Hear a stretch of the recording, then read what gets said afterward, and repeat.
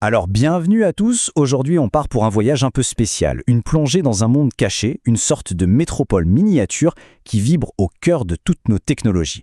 On va explorer ce que j'appelle la cité-circuit, un endroit où chaque bâtiment en fait est un composant électronique et où l'architecture elle-même nous raconte sa fonction. Voilà, cette phrase, c'est vraiment la clé de notre visite. Elle nous dit que dans cet univers, absolument rien n'est laissé au hasard. Chaque courbe, chaque matériau, chaque dimension, tout ça, ça raconte une histoire de fonction, de performance et même d'évolution. Allez, commençons notre promenade architecturale. Première étape de notre balade.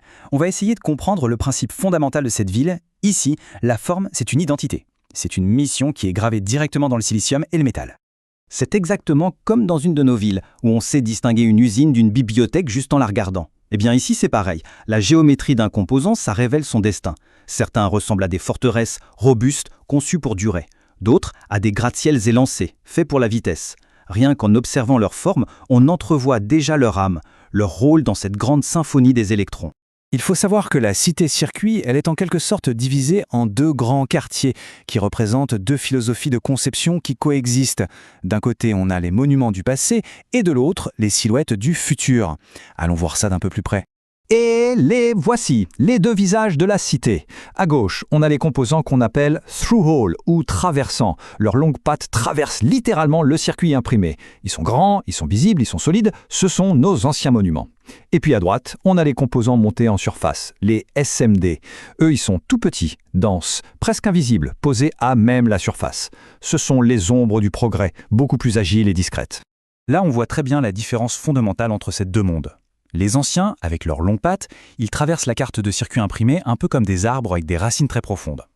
Les modernes, eux, se posent juste délicatement à la surface, comme des structures légères qu'on aurait perchées sur le sol.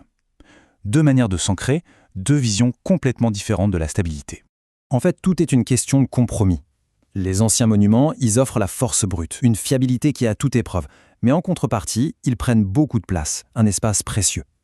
Les ombres modernes, elles, permettent une densité et une vitesse incroyables, mais ça demande une précision quasi chirurgicale pour les poser. C'est l'éternel dialogue entre la puissance visible et l'agilité qui, elle, est beaucoup plus subtile. Bon, maintenant qu'on a exploré les grands quartiers, si on allait à la rencontre de quelques-uns des citoyens les plus emblématiques de cette ville, vous allez voir, chaque famille de composants a vraiment sa propre silhouette, sa propre signature visuelle.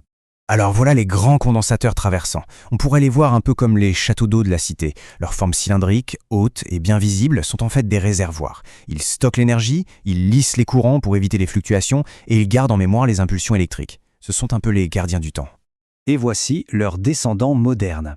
La fonction est restée la même, mais la forme, elle, a radicalement changé. Ce sont des petits blocs plats, très discrets, qui se fondent complètement dans le paysage urbain de la carte. Ils accomplissent leur mission en silence, en stockant les courants fugaces sans attirer l'attention. C'est grâce à eux que nos appareils sont de plus en plus petits et rapides. Passons maintenant aux bobines, qu'on pourrait appeler les sages de la cité. Leur forme enroulée, bien sûr, n'est pas un hasard. Elle évoque la contemplation, la patience. Ces espèces de moines magnétiques guident l'énergie à travers leur spirale et ils transforment le courant en champ magnétique avec une force très tranquille. Et voilà comment cette sagesse s'est adaptée à la modernité. La bobine est aplatie, compactée, mais le principe de la spirale est toujours là, bien caché dans un boîtier cubique. C'est la même âme contemplative, mais qui a été optimisée pour les artères bondées et rapides de la métropole électronique d'aujourd'hui. Ah, voici les cerveaux de la vieille ville. Les circuits intégrés traversants sont de véritables forteresses de logique. Leurs corps noirs protègent des millions de transistors et leurs pattes, bien alignées comme des ponts-levis, sont toujours prêtes à s'abaisser pour communiquer avec le reste du monde. Et maintenant, passons à leurs homologues modernes. Et là, l'évolution est juste saisissante. Ce sont des esprits miniaturisés, des puces plates, ultra denses, dont les connexions sont souvent cachées en dessous. Elles intègrent des pensées d'une complexité qu'on a du mal à imaginer, dans des quartiers incroyablement denses. Ce sont eux, les architectes invisibles, qui planifient toute l'activité de la cité-circuit. Bon, notre visite touche à sa fin. C'est le moment de prendre un peu de recul et de réfléchir à la philosophie qui se cache derrière toute l'architecture de cette cité et au rôle de ceux qui la créent. Et c'est peut-être la plus belle leçon de cette ville.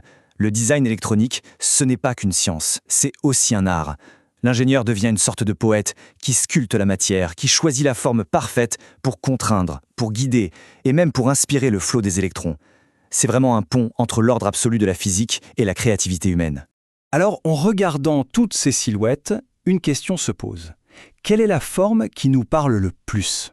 Celle qui évoque l'endurance, solide, presque immuable, ou alors celle qui murmure la vitesse, agile, éphémère? Est-ce la simplicité d'une ligne droite ou la complexité folle d'un réseau ultra dense? Et on termine sur cette pensée. La forme, ce n'est pas juste une coque, une enveloppe. C'est le langage dans lequel toute l'histoire de l'électronique est écrite. C'est dans ces contours, des plus simples aux plus complexes, qu'on trouve la mémoire, la logique et finalement toute la poésie de cette incroyable cité-circuit.